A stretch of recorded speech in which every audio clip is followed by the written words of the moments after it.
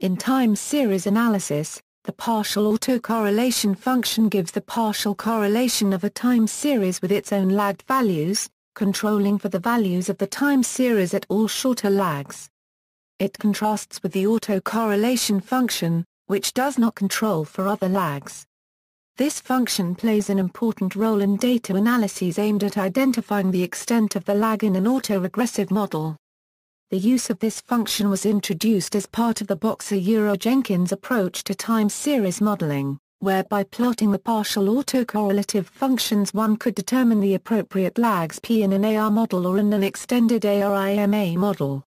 Description: given a time series, the partial autocorrelation of lag K, denoted, is the autocorrelation between and with the linear dependence of on through removed. Equivalently, it is the autocorrelation between and that is not accounted for by lags 1 to Ka1, inclusive. Where denotes the projection of on to the space spanned by. There are algorithms for estimating the partial autocorrelation based on the sample autocorrelations.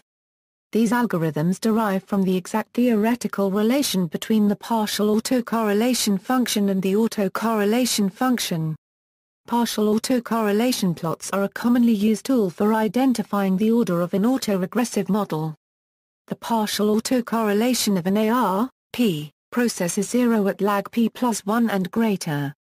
If the sample autocorrelation plot indicates that an AR model may be appropriate, then the sample partial autocorrelation plot is examined to help identify the order.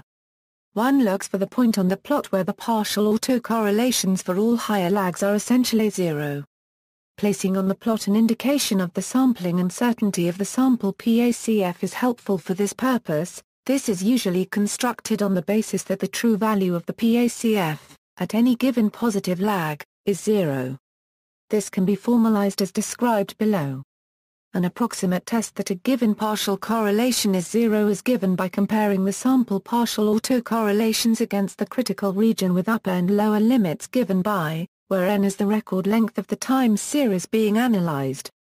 This approximation relies on the assumption that the record length is at least moderately large and that the underlying process has finite second moment.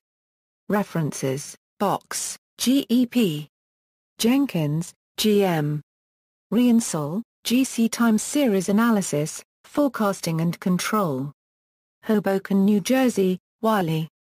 ISBN 9780470272848. Rockwell, Peter. Davis, Richard. Time Series, Theory and Methods. New York, Springer. ISBN 9781441903198. Enders, Walter. Applied Econometric Time Series. New York, John Wiley, pages 65-67. ISBN 0-471-23065-0. This article incorporates public domain material from the National Institute of Standards and Technology document http://www.nist.gov and book section 4/PMC 4463 htm.